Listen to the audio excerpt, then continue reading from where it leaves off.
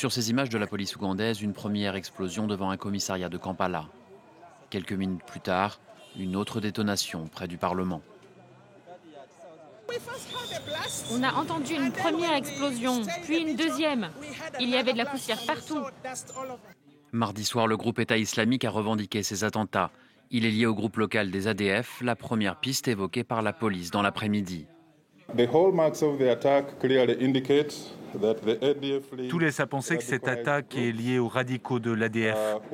Ils essaient de mener des attentats meurtriers contre des cibles vulnérables à l'aide d'attaques suicides et d'engins explosifs improvisés. Les ADF ont été fondés dans les années 1990 par des rebelles ougandais qui dénonçaient une persécution des musulmans. Aujourd'hui, ces hommes sont surtout actifs dans l'est du Congo. En 2019, le groupe État islamique a commencé à revendiquer des attaques des ADF.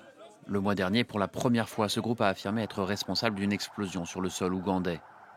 En mars, Washington a officiellement établi un lien entre les ADF et le groupe État islamique. D'après certains analystes, les ADF ont décidé de cibler de nouveau leur pays d'origine, l'Ouganda, et leur ancien ennemi, le président Yoweri Museveni, au pouvoir depuis 35 ans.